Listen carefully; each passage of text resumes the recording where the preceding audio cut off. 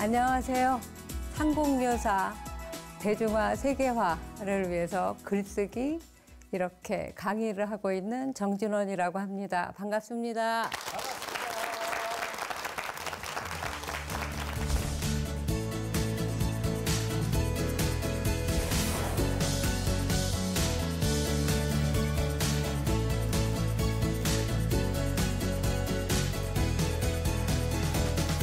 자, 우리 지난 시간 삼국유사 맛보기를 조금 했는데 삼국유사의 저자 이련에 대해서 조금 더 궁금해지지 않으셨나요? 맞습니다. 너무 궁금합니다. 네. 사실 삼국유사에 심취해 있고 푹 빠져 있다 보니까요. 그 저자도 어떤 분인가 궁금해서 제가 좀 알아봤는데 생각보다 자료가 많지는 않더라고요. 이련 스님은 13세기에 한 9차례 정도 몽골이 고려를 쑥대밭을 만들었다고 해요. 네. 이제 그걸 보고 우리의 정체성을 지키고 또 이제 정신적으로 더욱 이럴 때일수록 굳건해져야 되겠다라고 생각하고 삼국유사를 쓰신 분, 이련 스님. 예. 이분은 1206년도에 태어나십니다. 경상북도 경산, 그 당시에는 장산. 네. 그때는 이름이 김견명이었어요. 네. 본명이 세속명이. 네. 그리고 출가를 하셔서 우리가 보통 이련선사라고 부르게 되는 이련 스님이 되십니다. 네. 9살 때 무려 전라남도 광주 무량사로 공부하러 떠납니다. 혼자. 그때부터 부모님하고 떨어져 살아요. 아버지는 일찍 돌아가신 걸로 보입니다. 왜냐하면 어떤 기록에도 나오지 않거든요. 네. 그리고 나서 이제 정식으로는 1219년, 그러니까 한 15세 정도에 이제 승려가 됩니다. 그리고 강화도 선원사, 그때는 선월사라고 했는데 주지도 하시고 1277년에 고려 충렬왕 3년 서부터 1281년까지 지금 청도의 운문사에서 주지 스님을 하면서 삼국유사를 집필했을 것이다 라고 이제 우리가 추측을 합니다. 언제 정확히 이 책이 쓰여져 있는지는 기록에 나와 있지 않습니다. 근데 이제 일련 스님도 그 수많은 그 좋은 이야기들을 다 수집을 해서 오늘까지 살아남은 건데 근데 그 이야기들을 어떻게 다 수집을 하셨던 건가요? 경산에서 태어나 전라도에 가서 공부해, 강원도에 가서 스님돼, 강화도에 가서 선월사 주지하면서 그리고 다시 그 경산 운문사에 가서 주지 스님을 지내요. 그리고 다시 충렬왕이 불러서 그 충렬왕의 국사, 충렬왕의 스승 자격으로 개성에 올라가요. 그러다 보니 전국 팔도를 안 다닌 데가 없겠죠. 그렇게 전국을 방방곡곡을 다니면서 그 참상을 보고 그리고 그 자료들을 다 모아서 그것을 기록으로 남겨서 그러니까 평생 동안 자료 수집을 한 거죠. 그리고 쓰신 건 거의 70대 후반, 80대 초반? 이분이 84세에 돌아가시거든요. 그때쯤 쓰셨을 것이다. 그 나이도 지금 나이로 치면 거의 100살 훨씬 넘는 거죠. 그러니까 아주 좋은 질문을 해주셨어요. 그렇게 해서 자료를 모아서 1206년에 태어나서 1289년에 돌아가실 때까지 초토화된 그 전국의 참상도 자기가 다 보시고 또 헐벗고 굶주린 백성들도 다 보시고 이 책은 그야말로 책상 물림하는 학자나 학생이 쓴 게 아니라 그야말로 발품을 팔고 가슴으로 아파하면서 그 한 줄 한 줄 써내려간 정말 문화의 보물창고 같은 기록이다라고 이야기할 수가 있죠. 야, 근데 삼국유사라는 책, 역사책이 있는 건 알았는데요. 네. 이게 그냥 단순한 역사책이 아닌 것 같습니다. 네. 제가 봤을 땐 다른 관점, 다양한 관점으로 이 역사 연구를 좀 해야 될 것 같은데. 삼국유사에는 정말 개연성 있는, 진짜 그럴듯해. 이거 사실이야, 역사야, 신화야, 판타지야. 이렇게 서로 물어보고 싶은 그런 요소가 많습니다. 그러니까 삼국유사를 그 대신에 정독해서 읽어야 되고 행간의 뜻을 읽으려고 노력해야 합니다. 그러다 보면 누군가는 내가 로맨스라고 이름을 붙인 데에서 판타지를 읽고 갈 것이고 누군가에게는 단군 신화로 치부했던 지난 이야기에서 이것은 고조선의 건국 역사야 라고 이야기할 수 있을 거라고 생각을 합니다. 네. 오늘은 좀 더 재미있는 로맨스, 판타지, 자, 그럼 시작 전에 우리 네, 미인 선발 대회 네. 이런 이야기들로 스피디하게. 네. 네.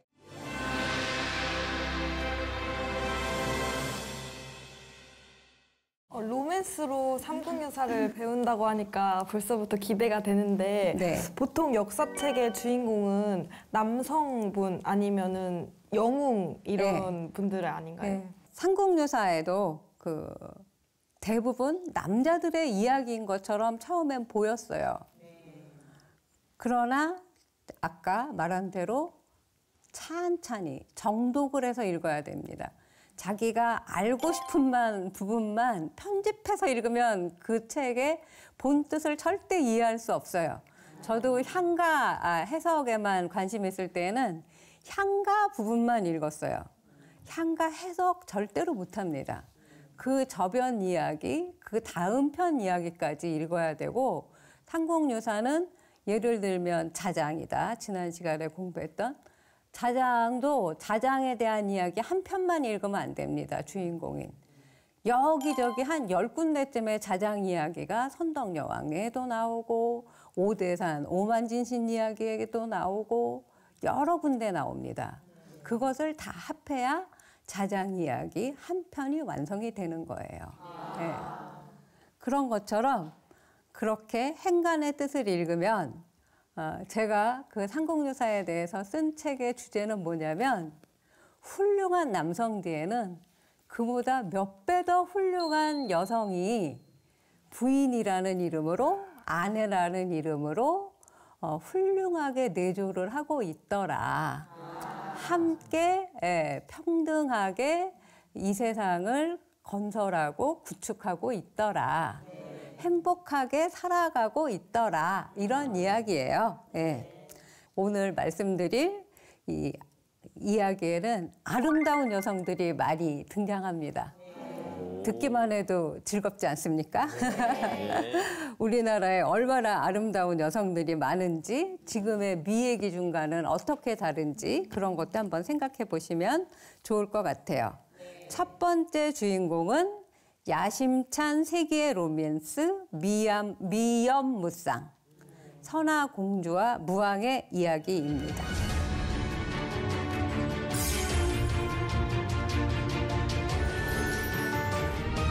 미 아름다울 미자에 염 고울 염자예요. 무 없을 무자야. 쌍은 짝할 쌍자예요.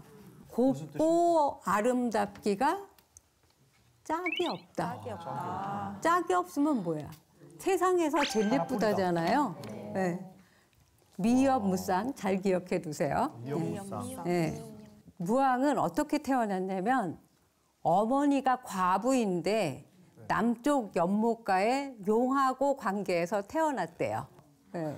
어릴 때 이름이 말을 캐다가 팔아서 마서자를 써서 마동이 또는 서동 이렇게 불렀어요.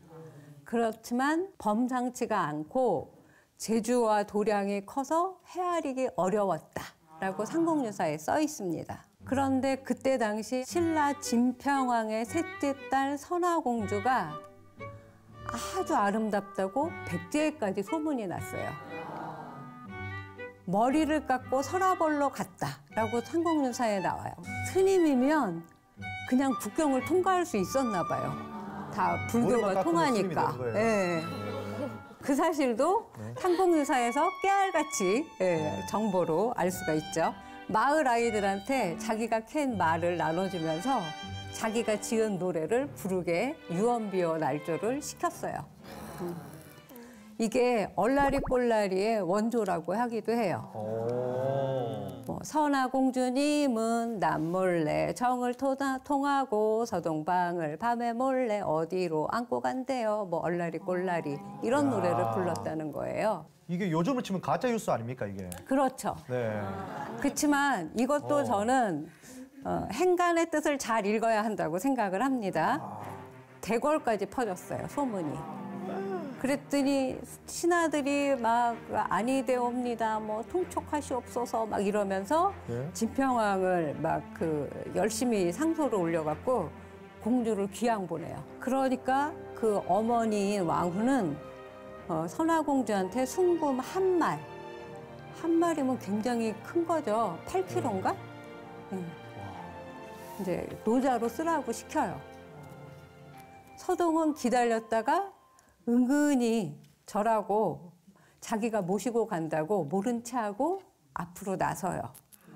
공주는 정말 천지간에 갑자기 고아신세가 돼서 태상이 다 자기를 버린 줄 알았는데 얼마나 좋았겠어요? 짝이 되어서 믿고 좋아하니 서동하고 좋아져서 극히 정을 통했다. 이런 말이 나와요.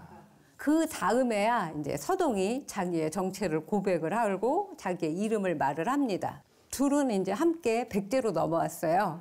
그리고 엄마가 준, 왕비가 준 금을 꺼내놓고 살아갈 계획을 선화공주가 얘기합니다. 그랬더니 서동이 갑자기 껄껄 웃으면서 이게 뭐요? 이렇게 물어보는 거예요. 나는 어릴 때부터 말을 캘 때 이게 귀찮아서 한 산더미처럼 쌓아놓았어. 이렇게. 근데 그 귀한 황금을 흙덩이처럼 막 쌓아둔 거예요. 너무 많아서. 그거 알고 봤더니 도금이라고 이렇게 도금이라 가지고 놔둔 거로. 만날 도금. 애기한테 금하고 돌하고 뭐 아니면은 유리구슬하고 이렇게 주면 애기가 더 반짝거리는 걸 좋아할 수도 있겠죠. 뭐 그런 거죠. 공주는 이 말에 깜짝 놀라면서 그건 가장 그 천하에서 우리가 귀중하게 값어치 있게 여기는 보배다. 그걸 우리 부모님이 계신 대궐로 보내면 아버지의 그 환심도 사고 다시 옛정도 회복할 쓰니 어떻겠느냐라고 이야기를 해요. 그러니까 서동이야 뭐 좋소이다라고 이제 대답을 했죠. 그러니까 그때 이제 신통역에 있는 그 익산 미륵사 뒤에 사자산에 지명법사라고 스님이 살고 있었는데 그 스님한테 부탁해서 나르는 양탄자에 실어서 하룻밤 사이에 신라로 보냅니다. 그러니까 이제 그 금을 본 진평왕은 얼마나 그 금을 보고 좋아했겠습니까? 그 신비스러운 변화를 보고 이 왕이 사위한테 문안 편지를 보내기 시작해요. 그래서 이 진평왕의 백그라운드로 인해서 무왕에 등극을 해요. 그러니까 이 무왕은 아마 왕의 서자쯤 되든지 아니면 뭐 이제 그 몰락한 어떤 왕가의 자손이었든지 뭐 이랬을 텐데 자기의 금권, 그 경제력하고 그 신라의 든든한 뒷배경, 그 신라의 그 공주가 부인이잖아요. 저는 어떻게 보면 선화공주의 한판 승이라고 생각해요. 셋째 공주는 절대로 여왕이 될 수가 없죠. 첫째 공주가 누굴까요? 그러면 선화공주의 첫째 공주는 선덕여왕입니다. 선덕여왕이 지난 시간에 무엇을 지었죠? 황룡사 9층 목탑. 황룡사 9층탑을 지었죠. 신라 황룡사보다 규모가 큰 백제 미륵사를 창건한 창건주 선화공주, 의자왕의 어머니이기도 합니다. 재조명되는 콘텐츠가 필요할 때이다.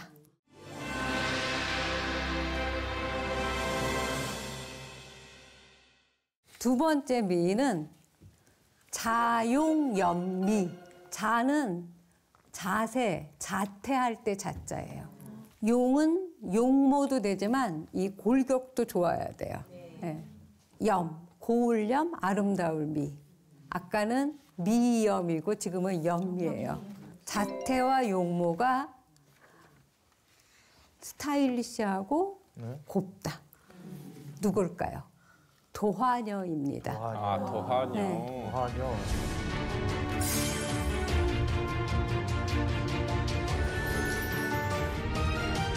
도화녀 하면 복사꽃 도자에다가 꽃화자예요. 복숭아꽃이에요. 도화녀는 어떤 사람인가 그러면 진지왕하고의 사랑과 영혼 일주일 영화를 찍습니다. 와. 사량부라는 그 서라벌 마을에 그냥 이거는 왕족도 아니고 귀족도 아니고 민가의 여자가 이제 도화 아가씨랑 자 써서 그때는 도화랑이었어요. 랑. 네. 자태가 곱고 용모가 아름다워서 사람들이 도화 아가씨, 복사꽃 아가씨 이렇게 불렀대요. 그게 이제 왕한테까지 소문이 나서 이제 왕이 궁중으로 부릅니다. 그리고 하룻밤 사랑을 나누고 싶어 해요. 네. 그랬더니 그때가 막 갓 새댁이 됐었는지 이 도화랑이 여자가 지켜야 하는 것은 두 남편을 섬기지 않는 일입니다. 당신보다 더 높은 왕이 와도 나의 정조를 함부로 할 수 없습니다. 되게 멋지지 않습니까? 네. 그렇게 말해요. 춘향전에서 나오던데요. 네. 네, 그게 이제 계속 이어져서 춘향이까지 가는 거죠. 네.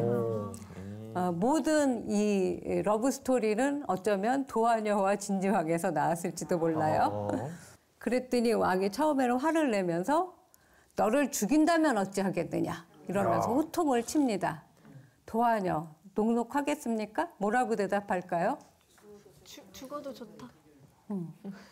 차라리 시내 중심가에서 목을 베일지언정 다른 마음을 가질 수는 없다. 이야. 되게 멋지죠. 네. 그러니까 진지왕이 말합니다. 남편이 없으면 되겠느냐. 그래서 살벌한 상상을 하게 되지만 야. 진지왕은 그렇게 살벌한 남자가 아닙니다. 아, 다행이네. 놓아줍니다. 멋진 남녀죠. 그러니까 이게 죽어서 이루어지는 사랑이거든요. 576년에 왕위에 올라요. 진지왕은. 당시에 지도부인이라는 왕비도 물론 있어요. 그러나 신라 시대는 지금처럼 그 뭐라 그러나 그 결혼 제도라든지 또 이 그 촌수 간의 결혼 같은 데서 굉장히 자유로웠어요. 아까 말한 대로 성골과 진골, 이 순혈주의를 유지하기 위해서. 그런데 나라를 다스린 지 4년 만에 주세에게 빠져서 음란하고 정사를 잘 못 다스린다는 이유로 나라 사람들이 폐위시켜버려요. 그래서 그때가 바로 도화녀를 만난 해고 그 해에 진지왕은 폐위되고 죽었다라고 삼국유사의 기록이 나와요. 그런데 2년 후에 도화랑의 남편도 죽습니다. 과부가 됐죠? 과부가 된 지 열흘이 지난 날 어느 날 밤중에 갑자기 진지왕이 도화녀 방에 들어와서 말합니다. 이제 남편이 없으니 되겠느냐. 네가 옛날에 허락한 말이 있지 않느냐. 도화녀가 쉽게 허락할까요? 안 하죠. 부모님께 고해야 합니다. 남편이 없으니. 그랬더니 부모는 임금의 말씀인데 어떻게 피할 수가 있겠느냐라고 왕에게 보냅니다. 그리고 왕과 7일 동안 사랑을 나누고 갑자기 왕은 사라집니다. 도화녀는 이내 태기가 있습니다. 어머. 달이 차서 해산할 때 천지가 진동하고 이것도 부처가 태어날 때랑 똑같아요. 한 사내 아이가 태어났는데 이름을 비형랑이라고 했습니다. 네. 야, 근데요. 네. 죽은 진지왕과 네. 도하녀가 사랑을 해서 네. 지금 비형을 낳았다는 거잖아요. 네. 그럼 그 비형은 되게 좀 범상치 않은 인물일 것 같아요. 네. 그리고 또 비형 남자들이 조금 범상치 않거든요. 네. 비형 분들이 좀 까칠합니다. 네, 그 비형은 아니겠죠? 네. 네. 삼국유사 기록 같은 데는 죽었다고 나오지만 화랑세계는 유폐되었다. 그러니까 왕에서 쫓겨나서 어딘가에 갇혀져 있었다. 네. 그렇게 나와요.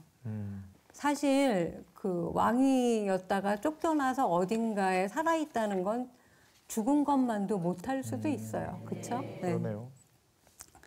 어쨌든 그렇게 해서 비형이 태어났으니까 범상치 않은 건 사실이고 반인 반신 와. 귀신들을 거느리고 놉니다. 이야. 그러니까 진평왕이 소문을 듣고 데려다가 기릅니다. 예. 그랬더니 맨날 밤마다 멀리 경주의 월성을 넘어서 날아다니면서 서쪽의 황천 언덕에 귀신들을 데리고 놀았어요. 그러니까 신원사 북쪽에 네가 정말 귀신을 데리고 노는 게 사실이라면 다리를 하룻밤 사이에 놓아봐라. 턱 놓습니다. 그래서 그 다리 이름이 지금도 귀교라고 부른다고 해요. 귀신이 놓은 다리. 네. 뒤쪽에다 귀신의 집 차려놓으면 대박 날 것 같은데. 네. 그래서 그것도 좋은 생각. 네. 네. 귀신들은 비형의 이름만 들어도 두려워서 달아나기 시작했대요. 어마어마한 노역이겠죠. 네. 그 하루 사이에 그 다리를 놓으려면 귀신들한테도. 그래서 당시 사람들은 귀신이 올 것 같은 데는 이런 글귀를 붙여놓았다고 해요. 성제에 넋이 아들을 낳았으니 비형랑의 집이 그곳일세. 날고 뛰는 귀신의 물이 이곳에는 머물지 말지어다. 이렇게 써놓으면 얼씬도 못했다고 합니다. 그러니까 마치 처용이 그 이제 부인하고 역신하고의 그 관계를 보고 차라리 나가서 덩실덩실 춤을 추니까 역신이 처용 가면을 붙여놓은 데는 얼씬거리지 않았다고 한 거랑 일맥상통하는 그러한 아들을 낳은 누구? 도하녀. 도하녀. 앞에 네 글자 뭐? 자용, 연미. 연미. 예. 자태와 용모가 스타일리시하고 아름답다.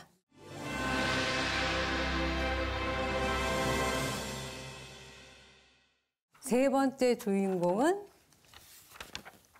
이분이 내가 보기에는 외모상으로는 제일 예뻐요. 그래요? 혹시 누굴까 짐작가요? 수로 부인. 어떻게 알았지? 다 데이터가 머릿속에 있다는 거예요. 해시태그 키워드 치시면 다 쭉 나옵니다. 제가 봤을 때 대본대로 했거든요. 이건 대신이에요. 죄송합니다.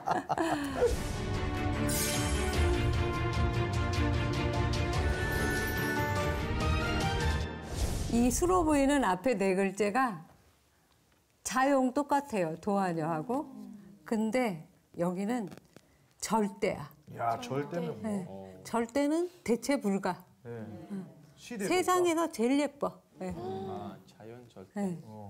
그런데 이 자용절대 수로 부인은 사람만 좋아한 게 아니에요. 천지신명이 다 좋아해. 엄마야. 자느라고 피곤했을 것 같아요. 어떻게 생겨야 그렇게 좋아합니까? 네. 수로 부인이잖아요. 네.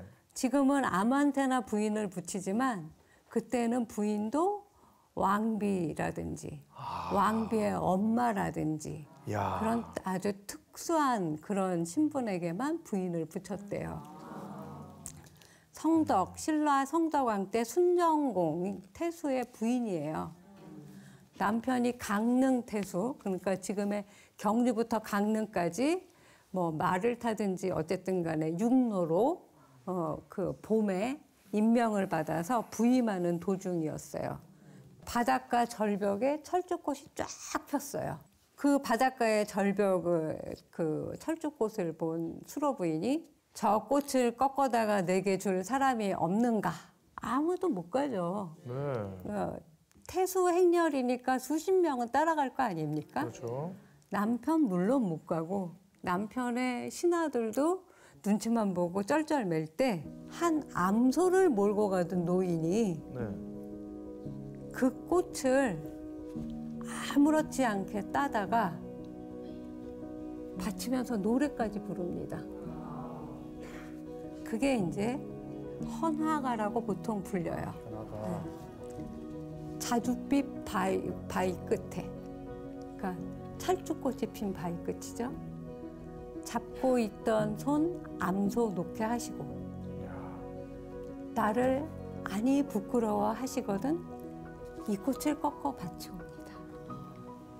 거의 뭐 이탈리아로 치면 무슨 세레나데? 바쳐요. 남편 순정공도 옆에 있는데 노인뿐만이 아니에요. 그 이틀 뒤에는 해변가에서 점심을 먹고 있었습니다. 해변가 정자에서 갑자기 용이 나타나서 부인을 납치합니다. 이번에는 바다의 신 용왕이 한눈에 반한 거죠. 남편이 땅을 치면서 발을 굴렀지만 어찌할 수가 없죠. 이때 또 다른 노인이 출연을 합니다. 그 노인이 구출하진 않아요. 그 대신에 지혜를 가르쳐 줍니다.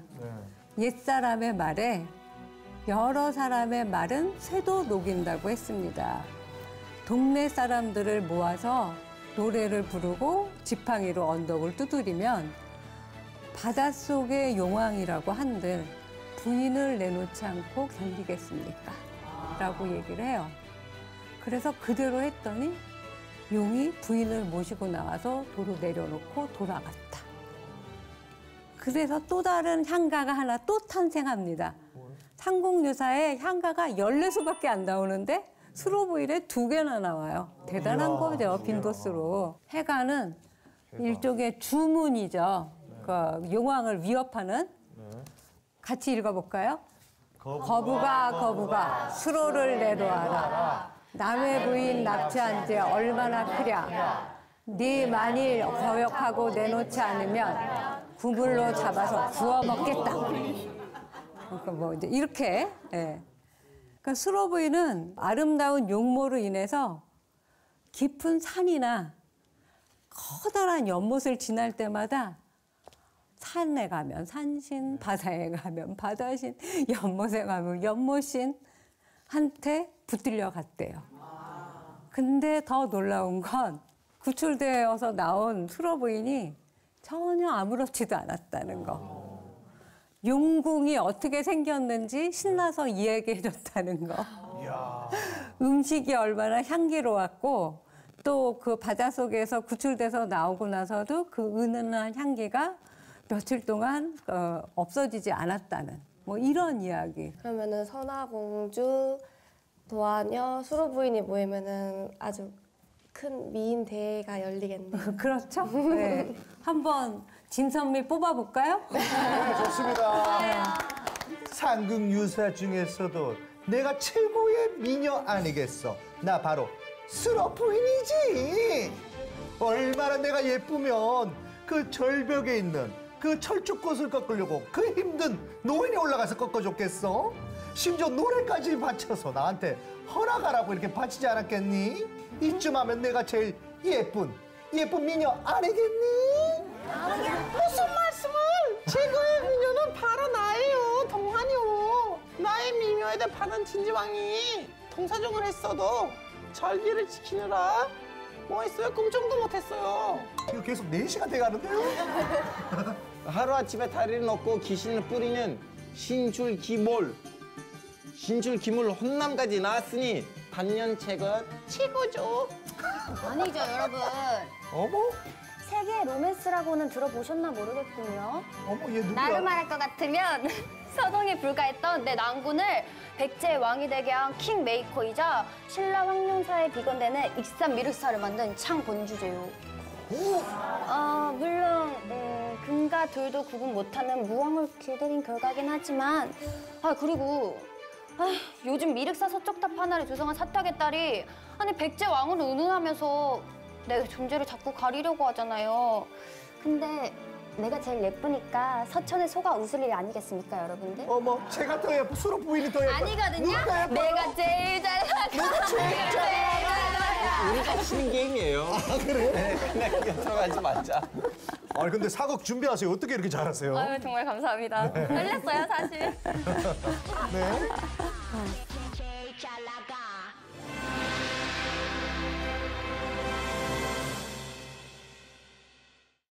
삼국유사는 이렇게 그 로맨스, 그 판타지 요소를 담고 있는 이야기들이 상당히 많습니다. 그래서 이번에는 이제 조금 다른 이야기로 우리나라 최초의 국제 결혼을 한 커플 이야기를 한번 들려드리려고 해요. 10살 연상 연하 커플이기도 합니다. 누구일까요? 호황옥. 호황옥과 수로왕. 예.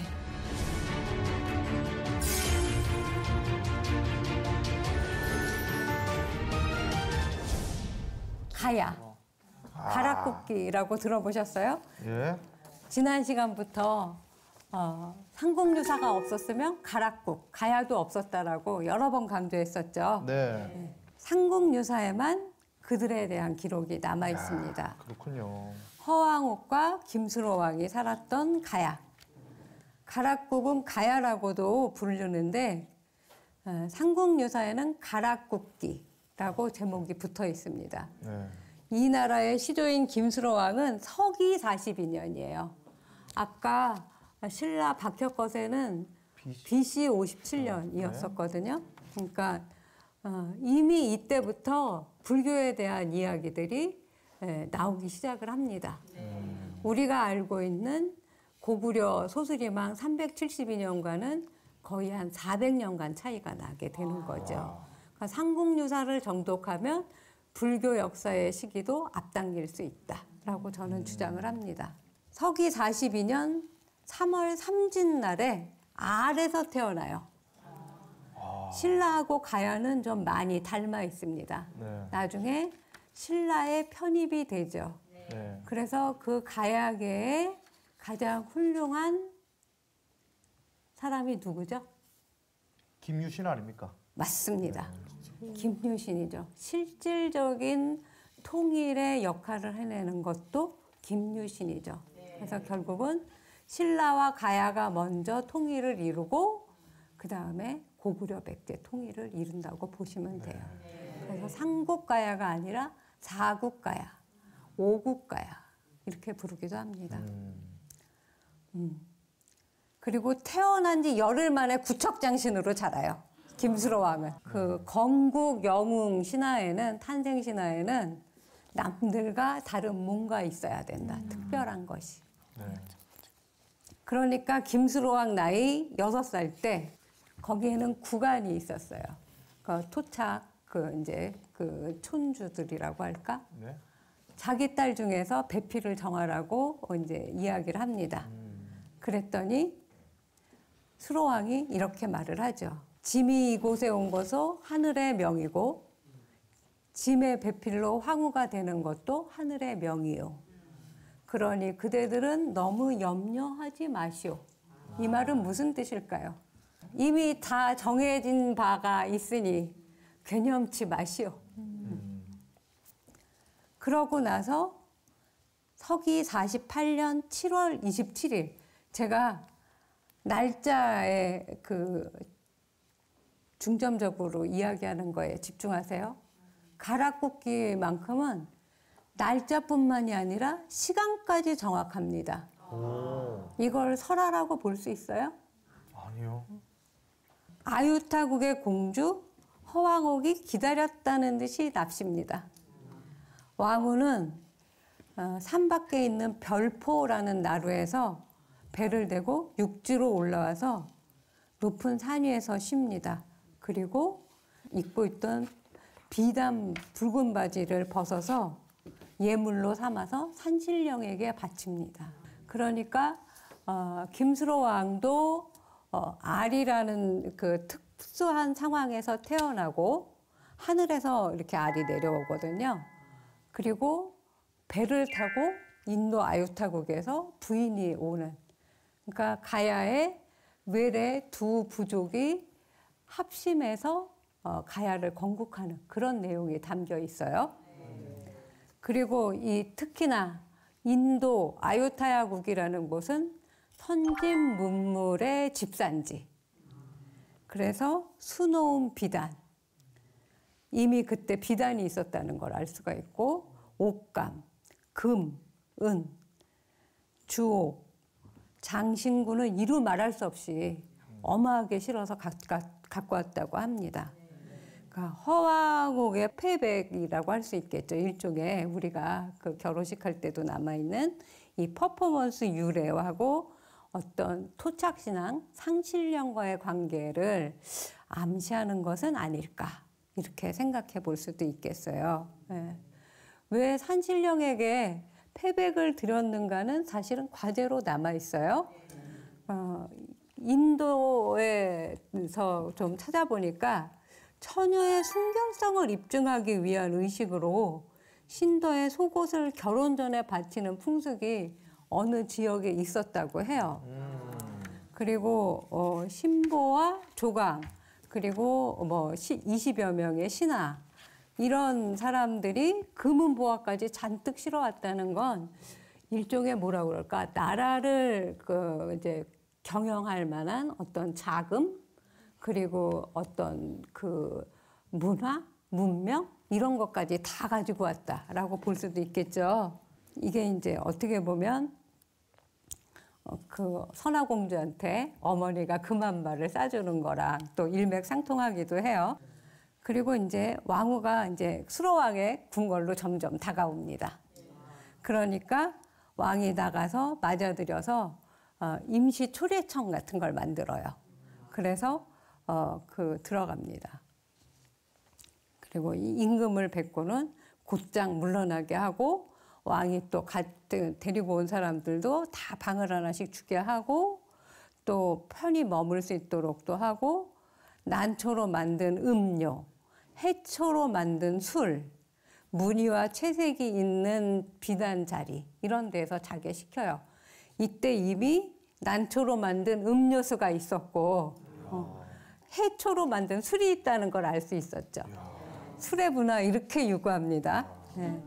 그랬더니 이제 둘이 자기소개를 시작을 합니다. 허왕옥이 먼저 저는 아유타국의 공주입니다 라고 자기를 당당하게 소개를 해요. 성은 허씨이고 이름은 황옥이며 나이는 16세입니다. 그래서 왜 인도에서 왔는데 허왕옥이지? 이라고 이제 의아하잖아요. 네. 인도로 와서 중국의 이 운남성 쪽으로 해서 이렇게 왔다라는 또 이제 하나의 설이 있어요. 본국에 있을 때인 48년 5월에 아버지 왕께서 왕후와 함께 저를 돌아보시고 말씀하시기를 공주를 보내서 어디로 가서 이제 결혼을 하라라고 이야기를 하는 꿈을 꿨다는 거예요. 네. 그러니까 이미 결혼할 약속을 부모는 하고 있었다는 거를 알 수가 있는 거죠. 네. 그러니까 이 말을 들은 꼬마 신랑, 그치만 키는 구척장신, 16살과 6살에, 그러니까 아주 예전에 꼬마 신랑이라는 영화 시리즈가 유행할 때가 있었어요. 네. 저 어렸을 때. 이런 데에서 착안이 된 게 아닐까라는 생각이 들었어요. 나는 나면서부터 성스러운 존재, 가만히 있지 않았겠죠? 장가들라는 신하들의 성애에도 불구하고 그대가 올 것을 알고 있었기에 이렇게 정절을 지키고 있었다오 라고 공주가 오셔서 아주 행복합니다 이렇게 말을 했다고 해요. 그래서 두 사람은 7월 27일에 도착하고 7월 28일에 만나서 혼인하고 영빈관에서 초례청에서 2박 3일간의 허니문 하우스를 차리고 8월 2일 정오에 나란히 궁궐에 입장하였다. 이렇게 나와요. 삼국유사 가락국기에. 허왕옥은 수로왕보다 10살, 아까 꽃다운 방년, 네. 16세였죠. 화곡이 처음에는 그 왕이 나와서 맞지 않았어요. 신하를 보내요. 수로왕이니까.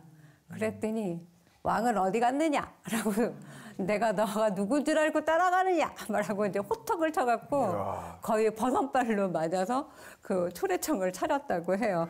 그리고 나라를 다스리고 집안을 과지런히 잘 다스렸다고 해요. 백성을 자식처럼 사랑해서 그 교화를 엄숙하게 하지 않아도 그냥 위엄이 있었대요. 그리고 더욱이 왕후가 함께 수로왕과 하는 것은 하늘이 있으면 땅이 있고 해가 있으면 달이 있는 것과 같이 아주 순조롭고 평화롭고 조화로운 그러한 관계였다.